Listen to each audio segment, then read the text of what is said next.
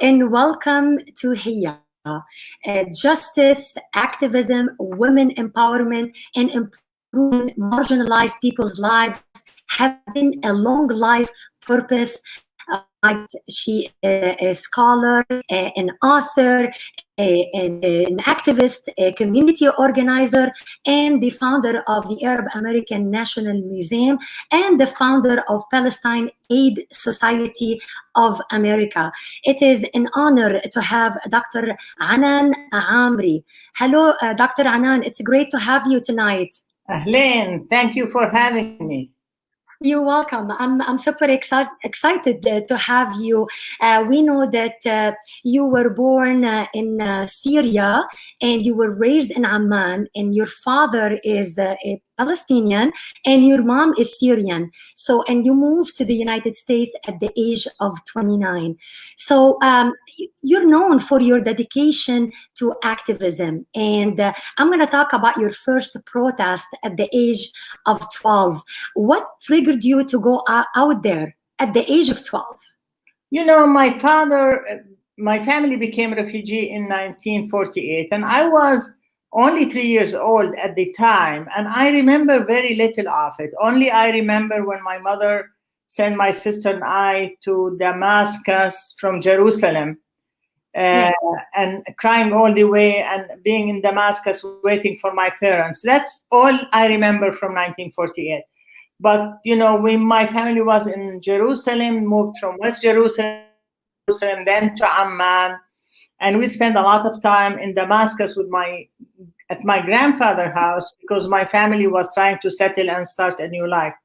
But what really made me active, possibly, you never know, is that I was close to my dad and I always enjoyed being with him. He was an intellectual, he was a writer, he was an activist politically from before 1948, and his friends were like that.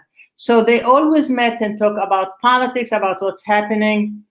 And what really touched me the most is the grief that these men had. You know, usually at the time I was growing, you know, men visit each other and they will hang out with each other at people's home and they will talk about 48, and there was a lot of grief, and I've seen men cry. I seen my father shed tears, and that never left me till today. I remember it. So, and also that's one thing. The other thing, I think the 50s and 80s in the Arab world were years where I would say I came of age of that time. Were years where Arab countries were gaining national independence. There were, you know, the rise of Arab nationalism, the rise of international solidarity, and, you know, the non-allied movement. So there was a lot happening. So that combined of what hearing stories about what happened to my family and other families, my aunts and uncles, you know, that made me really interested in what's happening. And I have to admit that when I went to the first demonstration, I was hardly 12. I was not sure that I understood. I know, remember now, it was against Baghdad Pact, but I don't know that I understood what Baghdad Pact it was or the implication. It was so much excitement. Like you look today at Black Lives Matter movement, and you Yes. would be surprised if a 12-year or 10-year-old decided to join, because it created that power, sense of ability to change things. And that's how it was when I was growing up.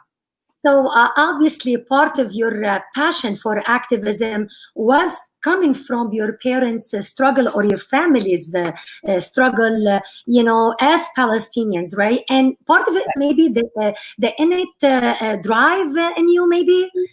It created drive in me, definitely. But also my father was an activist himself.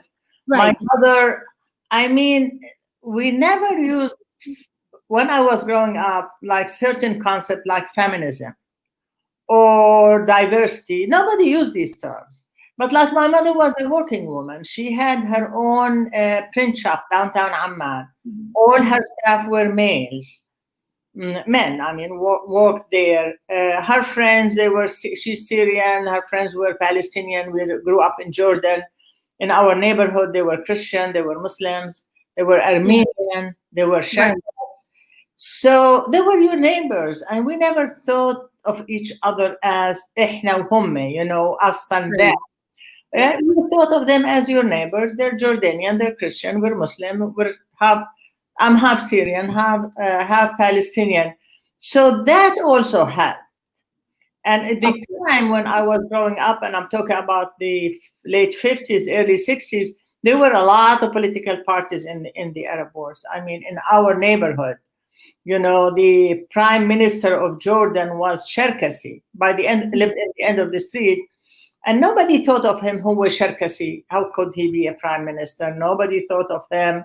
Our neighbor were Christian, or even they were poor and rich, lived in the same neighborhoods. Now Amman is different. So you never had that basically. But did your parents, when you were young, did they suppress that activism in you, or they out of fear maybe?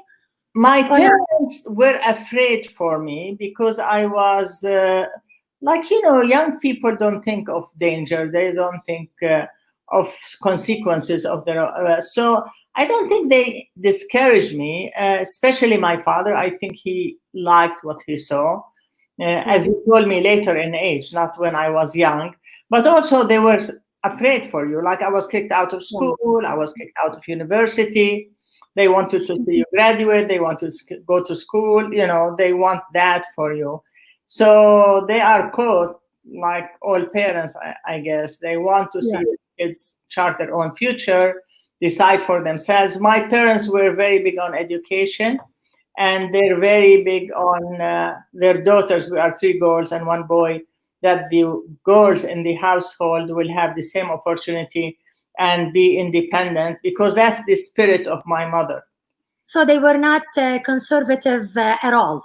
No, when I was growing up, you always, as a child, you want to push the envelope. Always. I don't care what your parents are. But when I think of my parents now, I think they were not only not conservatives, they were way ahead of their time. I mean, and they were not the only people. There were a lot of people in our circle like that, like working women. There were women who participate in demonstration. Like I have a picture of my mother demonstrating in a demonstration in the 50s, maybe. So the surrounding in Amman was really great, not conservative. Basically, you can do pretty much what you can do. Right? Both, there were more conservative families than us. They were more maybe liberal families than us.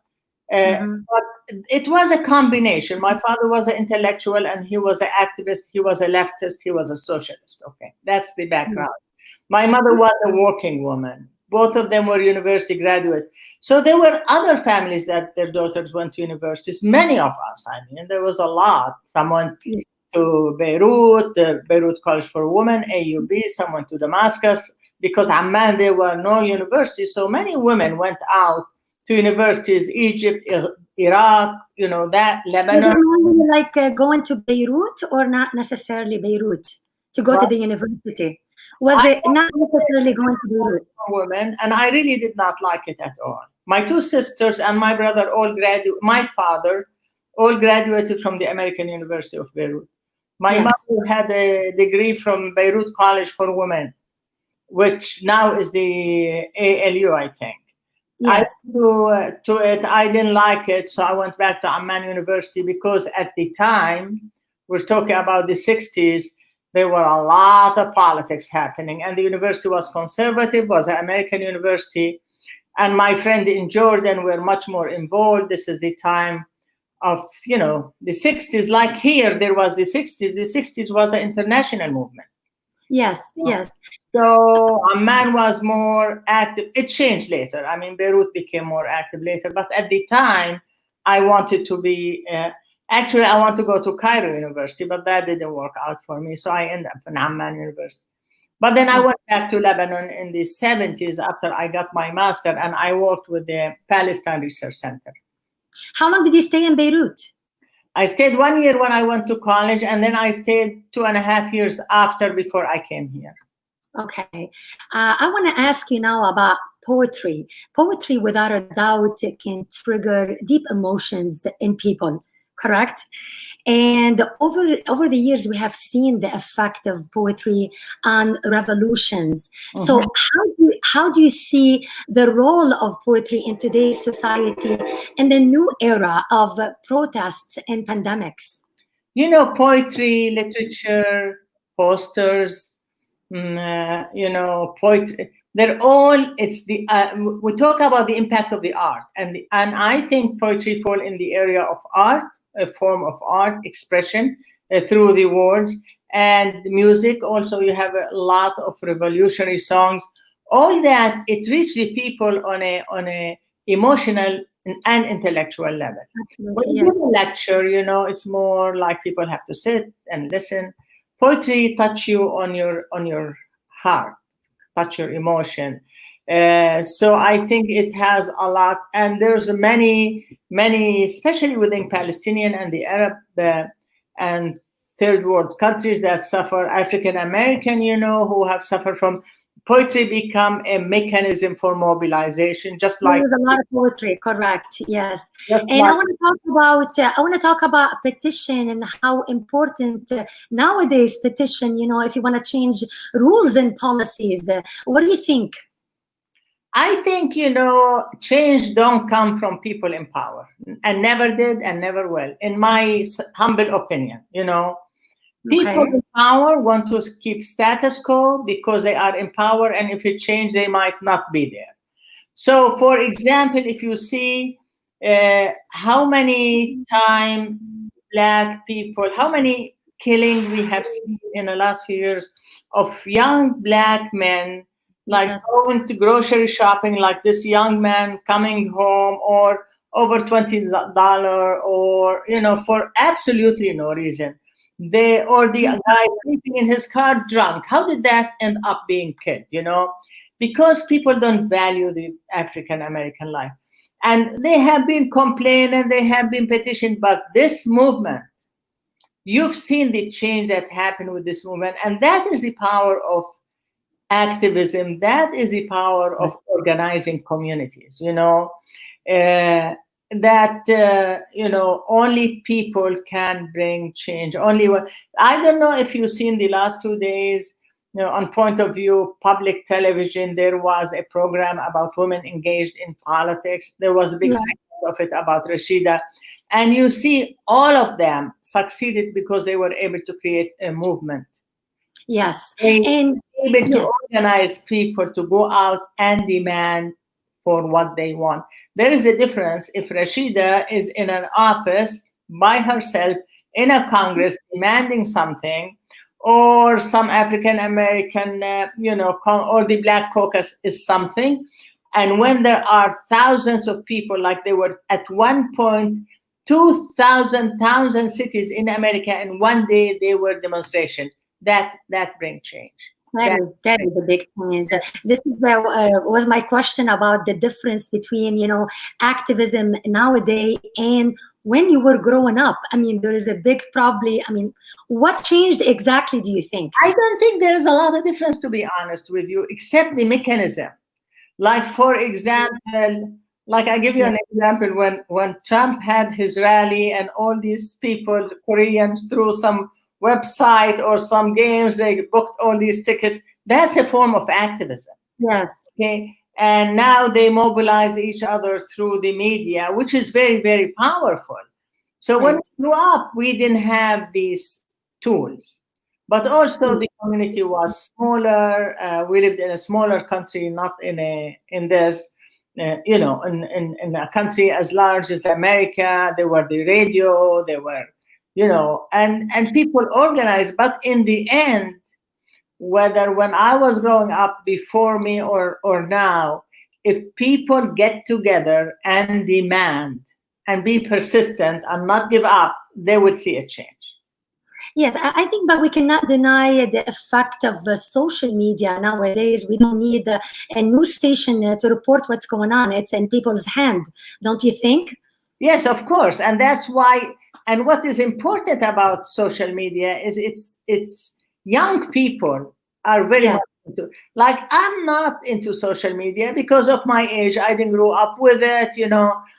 When I had my, first computer was when I was doing my PhD. I mean, that's how late technology came for somebody like me. But these kids, like when you look at the 3 young women who organized Black Lives Matters, the 3 young women, through social media, they mobilized. We didn't have that. But like, think of Vietnam War and the demonstration during Vietnam War in this country. They didn't have social media. But but are you trying to keep up with the social media a little bit? I try. I love these young people. I really love these young people. I love what they're doing, and I really try. But I'm comparing. It's not like I don't like social media. But when I grew up, we have different mechanisms. But somehow we managed to mobilize. You knew the demonstration today at the university at such and such time. There were people, there were ways to tell people. The first intifada in Palestine, if you remember, in 1978, which was the most effective uprising in the history of Palestinian, there were no social media at the time. Yes. People are creative, and they will find a way. Today, social media, no doubt, play a very, very important role. But in the end, people were out in the street demanding what they want. With the injustice going on right now and all the protests, what is you as an activist? What is your advice to young generation right now who wanna voice their opinion, who wanna protest without violence? What is your advice to them? I think they're not violent. I really don't see them violent. I see non-violent. I am surprised. If you want to ask me my opinion, I am surprised of how little violence there is. People like to focus on violence. I was talking to a Palestinian friend of mine, the other day. Is like, after people in Gaza being in siege for all this time, if they get to burn some store in Israel, is that a big deal?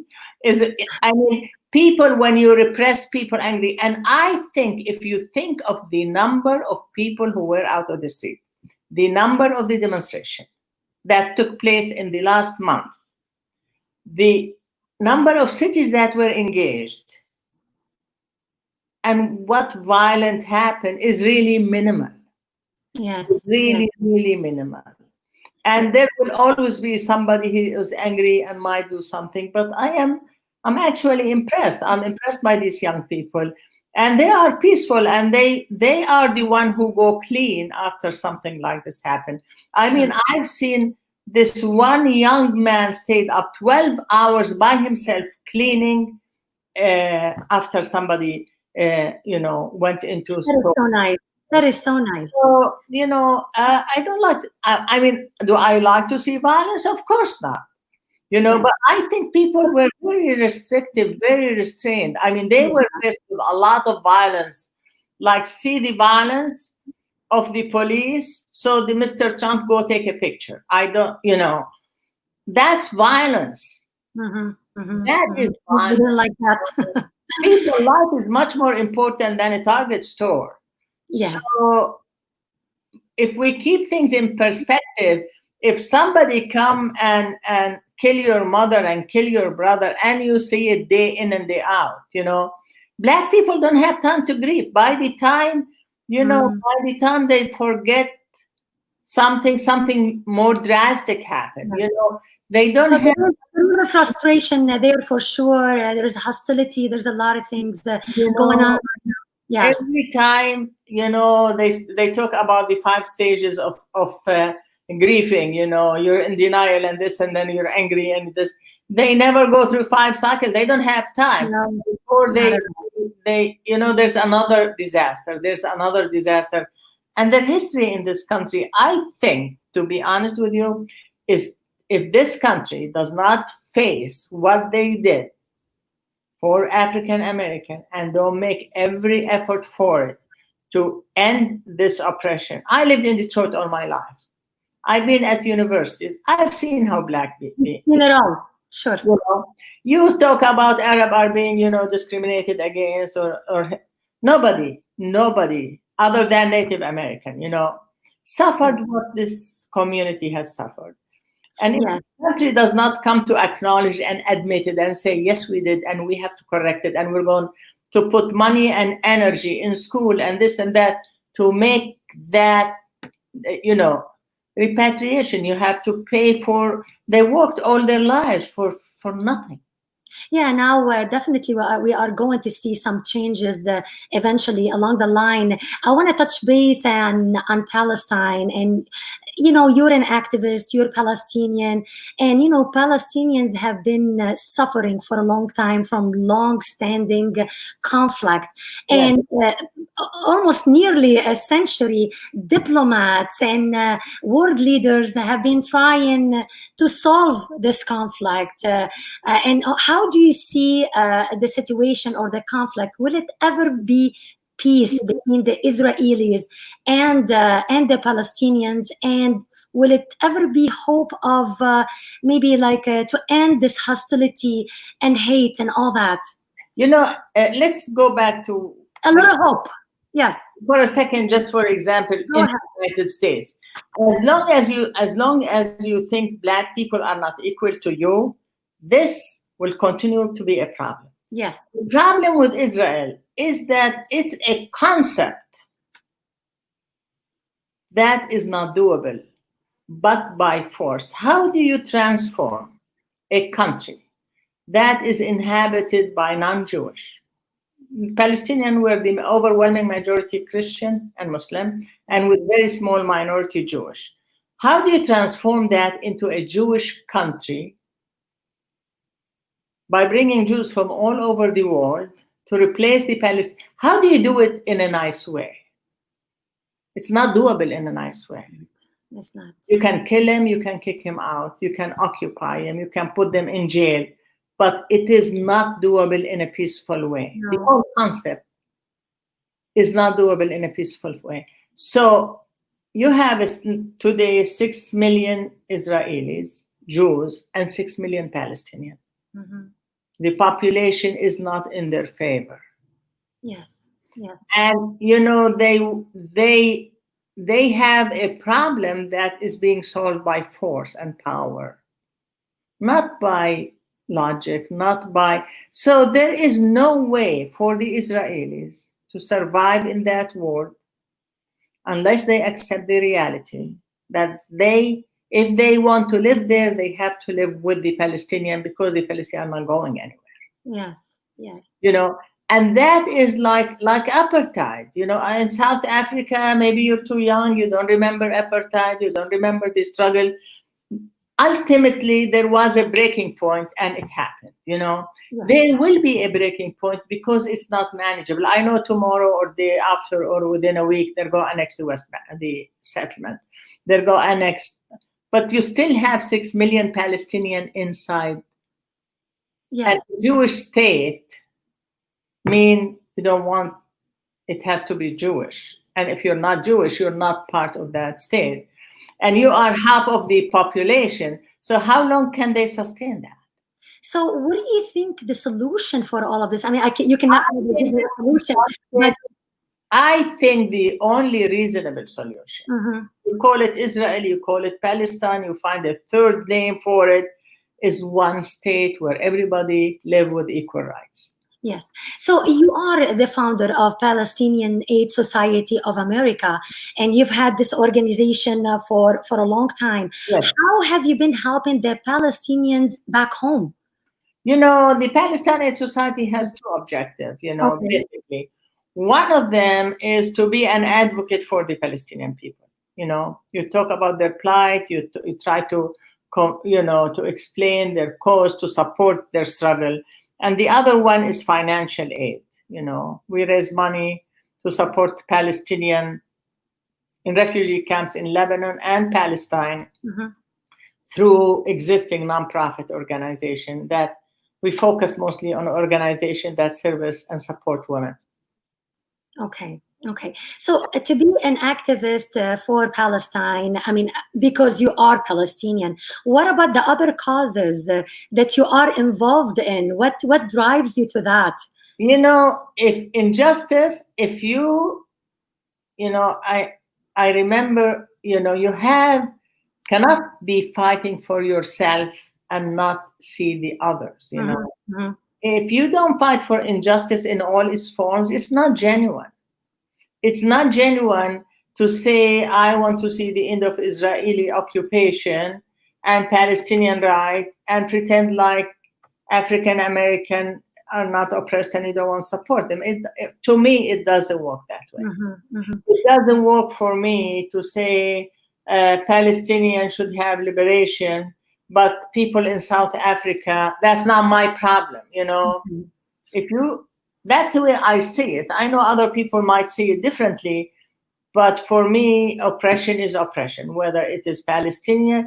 I'm closer to the Palestinian because I am Palestinian. I grew up in a household that was Palestinian. My uncle, my aunts, I grew up hearing stories about 48 and what happened to people and what else. Then there 67 came and I was in college and I saw refugees again. So Yeah. I'm closer to it in my personal experience, but I don't think you can look at it differently than settler regimes. We are the Native American of the Middle East. Right. Yeah. I mean, how can you fight for your own cause and be genuine if you don't see the plight of other people? It doesn't, for Right. me, Yeah. it doesn't work for me. Yeah, but for everything you stand for, what is the closest to your heart right now?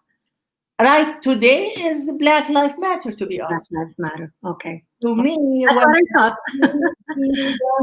when I see this woman, 17-year-old and 18-year-old and 15-year-old, and by the way, it's a movement. The women have very strong leadership Yeah. position. Yeah.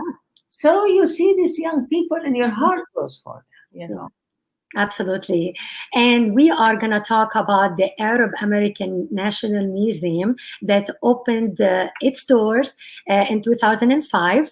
Right. And you established this museum, and it is the only museum in the world that preserves and shows the culture and the contributions of Arab Americans. So tell me about this establishment and how did you do it? First of all, no one person built a museum. It's number one. It's a team. Yes. I happen to be, the person who led the effort to put it together, but I didn't do it. There were a lot of people. A museum is part of Access. Yeah. And Access have been around for a very, very long time. And, the idea of the museum came about is like we used to at Access have a cultural art program and do some art events, and we do cultural competency training, but it was very small. And then we start discussing at Access, how do we make the cultural art program more impactful? How do you leave a mark? How do you make your presence? For me, when I talk about Arab American story, it is the American story. I mean, the Arab American came to this country, for the most part, there's exception to every rule, to create a better lives for themselves and their kids. Yes. So did everybody else. Yes. So how important it is to portray the establishment of Arab Americans, or the contributions of Arab Americans. Arab American, have not been portrayed fairly in this country. Mm-hmm. Part of it, there's a number of reasons, historical reason why. So if you see a lot of films in Hollywood, you see a lot of literature. Edward Said, of course, was a pioneer in pointing at. Dr. Jack Shaheen was pioneer in pointing the images of Arab American in movies and in theater and in television. So you see the images of Arab American as a negative. And the fact that the Arab world is also the United States have been engaged in wars in the Arab world and in Muslim wars. added to the compounded the problem of the image of Arab American. Yes. And for that reason, we felt very strongly that we need some way, an institution that will tell the story of Arab American from our perspective. We, from our own voices. We don't have one voice. We have variety of voices. We are a very diverse community. But in the end, we are like everybody else in this country. We're not better. We're not worse. We have similar experience. Sometimes we have different experience. And we thought an institution where Arab American can see themselves, they learn about their history, especially for young people. Yeah. Remember that young Arab Americans, especially those of recent immigrant with Arabic names, with Muhammad and Ali and Ahmed and Muhammad, these are names kids don't want to be identified as Arab American. So you wanted to create an institution that instill a sense of pride in them, of who they are. Yes. Also, you want non-Arab to learn about us. We're your neighbors. We're your workers. You come to eat our bread. Right, but I gotta say something. Some people would say, okay, Arab Americans, but it's like any story of any immigrant who are trying to come to this country for a better life for their family and their children. Right. So I just had to add that. So what's so special about us? Yes. There's nothing special about us. It doesn't matter. That if you want, I used to say, if people go through the museum and come out say, oh, this is like my family, we've done our goal. Okay. If Arab American a young person come and say, oh, I did not know that this person is Arab and this person is Arab, and feel a sense of pride, I feel we've accomplished our goal. And also there's something about documentation. Yes. And I don't think the Arab American history has been documented enough. It's got much better after 9/11. And today you find many, many scholars that write and do research about Arab American, but that's very new. That's in the last 20, 30 years at the most. Before that, you can count on the finger the number of scholars who do research about Arab American. Yes. The museum contribute to document that history because it's part of American history. I want to ask you, yes. Well, the museum opened 4 years after 9/11. And did you think the aftermath of 9/11 and the newfound racism toward Muslims impacted the museum at all? It affected us in positive and negative ways. Okay. We bought the building, which used to be an old furniture store, in 1999, before even 2 years before 9/11. Yes. I started working in the museum. So when 9/11 happened, we have already have the building. We have already had started some dialogue with our community about the museum and what they would like to see in the museum. So when 9/11 happened, it gave us a pause. We paused because there was a lot of pressure on us to do other things, to do cultural competency, to go talk to people. Also, the community, some part of the community felt this is not the time. Some people felt this will just bring more attention to us. Okay. Do we really need that? Some people, when I went and talked to them about, tell us their stories, to be part of the museum, they said, this is not the time to do that. Or they were scared. I don't want, I remember a couple stories, one Palestinian, one Iraqis, that I've talked to them and we were going to include them in the exhibit. And then they called me after 9/11 and they said they don't want to be part of it. Okay. They were. So in that way it affected, but in another way, 9/11 brought a lot of attention to the Arab American community. And we felt stronger about the need to have it. It wasn't why we decided to have the museum, but it really made the need, in our opinion, made the need to have it much stronger. So in 2013, you retired. Yes. Do you have any involvement in the museum at all right now?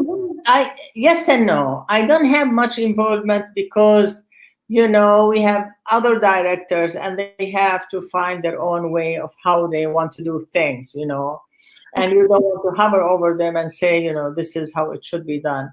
But on the other hand, I am on the board of the museum, and I am a member of one committee called the Arab American Friends Committee, which does their annual fundraiser. And I'm on their board, and I have a very good relationship with Diana Abu Ali, the current director, and she knows anytime she needs my help, she can call me. Okay. I have good relationship with people at Access still. They're my friends and they're my colleague.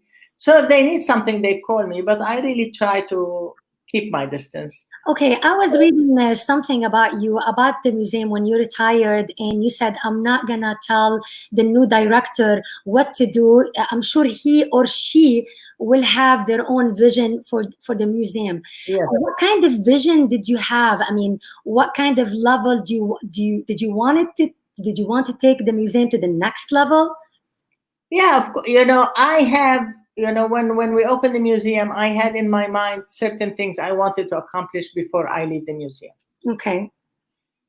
And by the time I left the museum, they were accomplished. Okay. And I felt it's time, for example, I wanted to have a Smithsonian affiliation. I want us to be accredited from an accredited museum. I want us to have a $5 million endowment. I wanted to have 2 exhibits on the road. Okay. Inside the museum. Like, these are the kind of vision. I want to have staff, the department. I mean, we started from scratch. But any of these things that you mentioned, are they there now, or some of them? They're there. Yeah, they're there. They're there. So a new director might come and say, I want to do festivals in the community, or I want to work on a focus on oral history project, or I want to do, for me, writing books and publication was important. So a new director will have a vision, because you cannot do the same thing over and over and over again, And when you accomplish one goal, you want to move to a different goal. Okay, so I have I want to say something. Hassan said it's very important to have such an establishment to preserve our heritage and tell our story, but they need to step up their game. What do you say to that? Hassan is the director of Access now. He can. Okay, yeah, go ahead. I would love to see this museum flourish and succeed. It is, for me, although I keep a distance, yes. For me, it is my baby, I have 2 babies. I don't have children. I have Palestinian Society and I have the museum. Okay. And, and I now have other things I'm involved in. I don't live in the area. I live in Ann Arbor. I have other things, like I'm very much involved in Ann Arbor Police Oversight Commission. Okay. Right now, we do a lot of work trying to revisit the contract that the police have with the. So you're not really retired at all. I see you busy somehow. No, I'm not retired. Yeah, I think no one should retire. Retirement. Retirement is you don't get paid for your work now. Exactly. I want to take a break, and we'll be right back with Dr. Anan Ameri, and hopefully we'll answer some questions. I will read the question while taking the break. Please, yes, do that. Thank you. Thank you.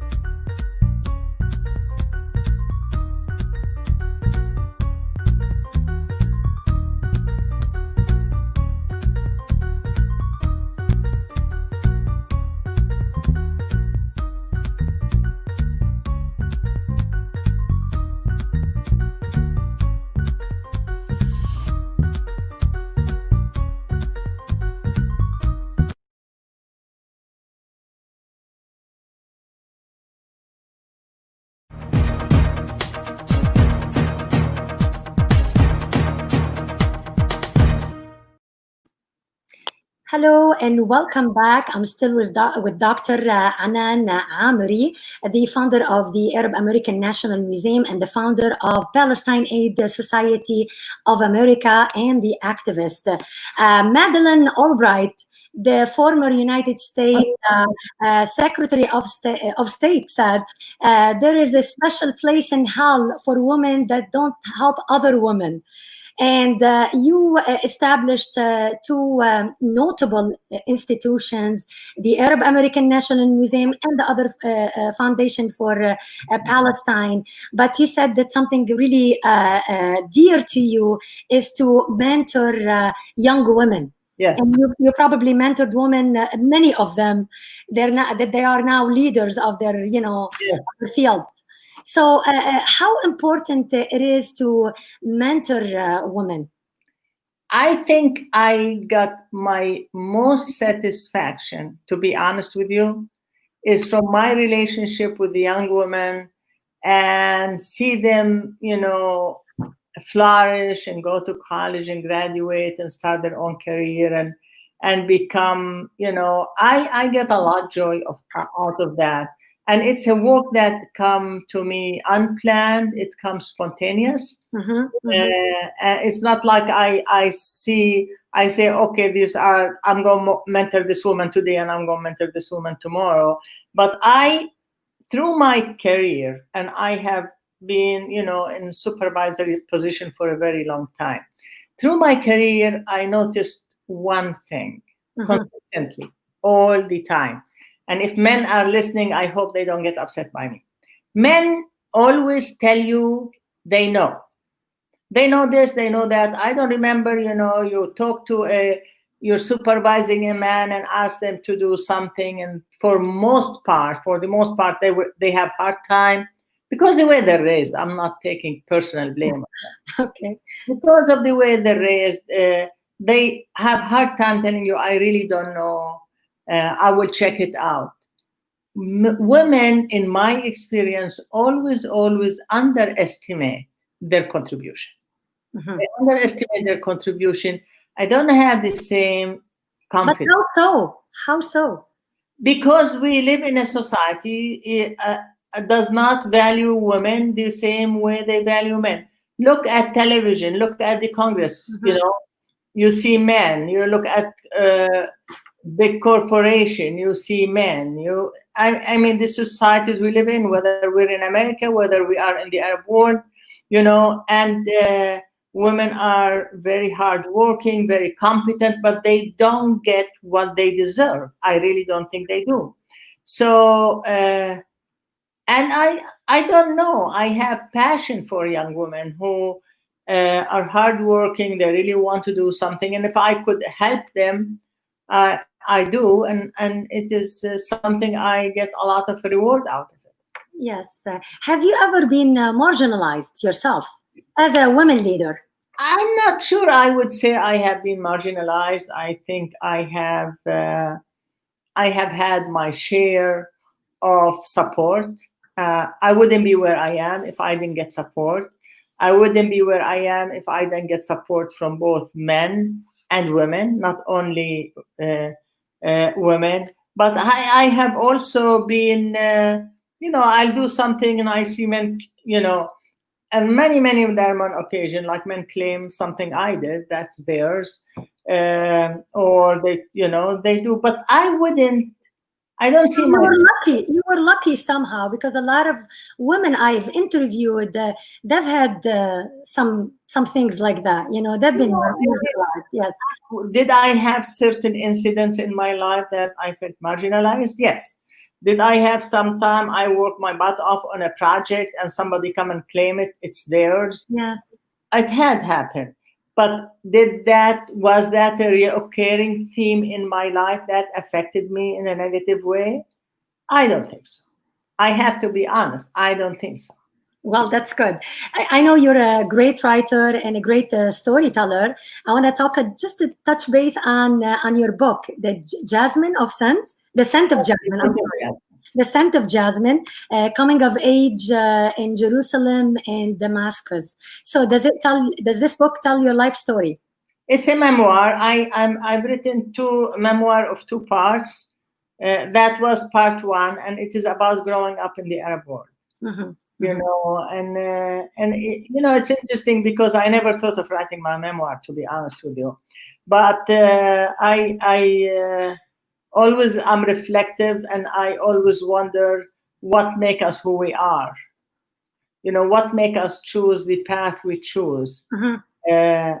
And sometimes people don't have choice, but when you have choices, why would you choose certain path instead of another? And I always liked writing, so I would write. It started as writing certain incidents, or that I think shaped my life, or certain people that I met in my life that had influence in me. That's how it started, and I started them as a small vignette. Mm-hmm. And then as a collection, they made the sense to write them as a book. So the Scent of Jasmine talk about my family, about growing up in the 50s and 60s, coming of age, talk about my experience getting involved in politics and you know, my life in the Arab world as a woman in that era. Mm-hmm. And I wrote it in a way that I really was hoping that the reader will understand the Arab world as it was. That was the goal. At the time, yes, because like I grew up, was influenced by what's happening, you know, Arab nationalism, international solidarity. There were a lot of political parties at the time. There were a lot of optimism, despite Palestine, a lot of optimism about the future. My second book will come out this November, is about my life in the United States. My well, I call it my immigrant experience as an Arab woman in the United States. So what's the name of it? The Wandering Palestinian. The Wandering Palestinian. That's a nice title. I like that. Thank you. I will make sure to look it up for sure.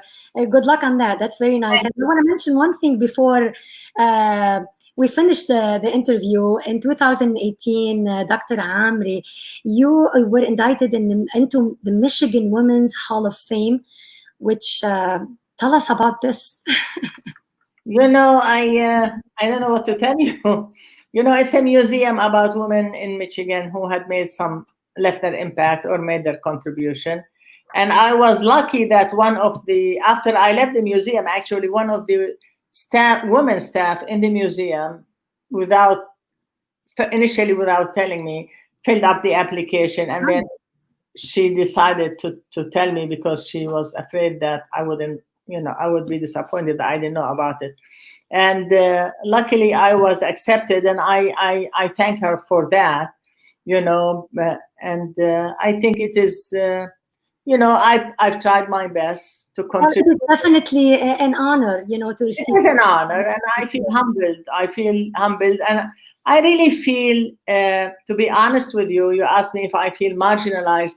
I really feel that my work in the Arab American community and in the general public, you know, because I'm also passionate about other causes, have not been unnoticed, have not been unrecognized. I am lucky that I worked with people that have appreciated my contribution and acknowledged me. I know there are many other people, men and women, who have done just as much, but haven't got their share of being acknowledged. So in that way, I'm very thankful. I'm sure you've received many awards, and you deserve all of them. Thank you.